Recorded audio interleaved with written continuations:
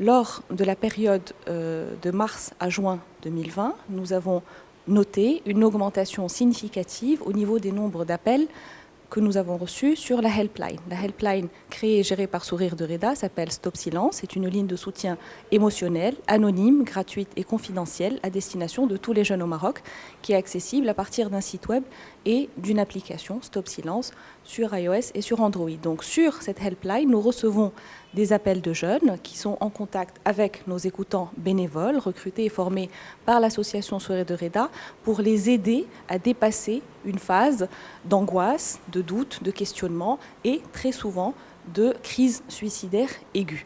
Nous avons noté une augmentation des appels de 92% entre la période de mars à juin 2020 par rapport à la période de mars à juin de l'année précédente. Cette augmentation significative nous a bien sûr alertés.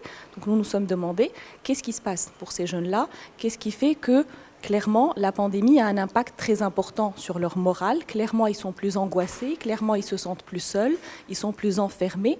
Mais pour comprendre plus spécifiquement ce qui se cache derrière cette angoisse, derrière cette augmentation des appels, nous avons traité les chats que nous recevons, mais également les différentes demandes que nous recevons sur les réseaux sociaux et par voie de mail, et nous avons noté plusieurs situations qui se répétaient, donc qui étaient récurrentes. Parmi ces situations-là, les jeunes se sont beaucoup plaints du manque de visibilité sur leur avenir. C'était une année particulièrement anxiogène parce qu'ils ne savaient pas comment allait se passer la période des examens, si les examens allaient avoir lieu ou pas. Pour ceux qui avaient eu leur année de baccalauréat, est-ce qu'ils pourraient aller finir leurs études à l'étranger ou pas? Quelles universités ils allaient intégrer? Est-ce qu'ils allaient pouvoir faire les concours ou pas? Donc cette angoisse était extrêmement difficile à vivre et ce manque de visibilité était extrêmement difficile à vivre pour les jeunes. Un autre facteur que nous avons remarqué est la recrudescence des situations de cyberharcèlement et de cyberintimidation.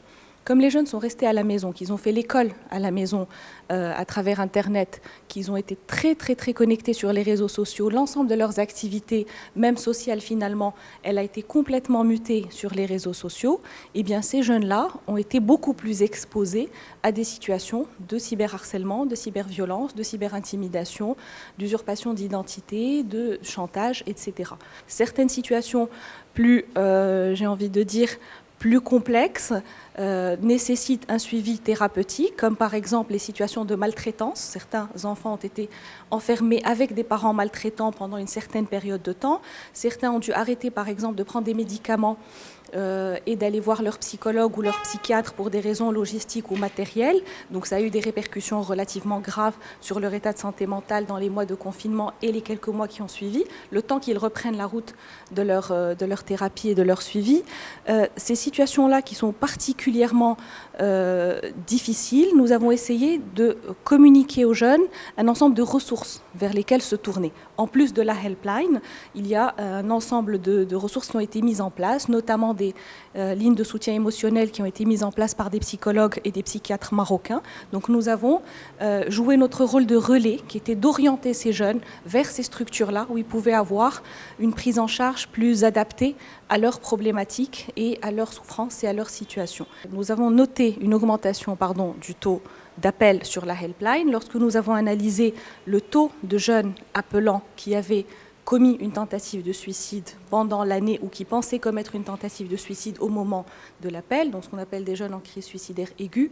Le taux est invarié par rapport à l'année dernière. Il est toujours de 35%, contre 65% des jeunes appelants, encore une fois, le taux est le même que l'année précédente, qui ont des idées suicidaires, qui disent avoir de manière récurrente des années suicidaires. Alors le taux est invarié, mais sur un nombre d'appels plus important, cela veut dire effectivement que le nombre de jeunes qui nous ont appelés et qui ont soit des idées suicidaires, soit qui ont commis une tentative de suicide est plus élevé. Les jeunes qui appellent la helpline Stop Silence ont entre 8 et 21 ans. Nous appelons ça les jeunes en âge de scolarisation. De manière assez régulière et également pendant la pandémie, la tranche d'âge qui a été le plus à l'initiative des appels et qui a le plus sollicité Stop Silence, c'est les jeunes entre 15 et 18 ans. Ce qui n'est pas très étonnant parce que cette étape-là de l'adolescence est une étape qui, en plus des situations douloureuses que peut vivre un jeune ou un adulte à n'importe quel âge, va avoir des spécificités biologiques, psychologiques qui vont rendre son vécu émotionnel beaucoup plus lourd, beaucoup plus confus et beaucoup plus difficile à analyser et à dépasser.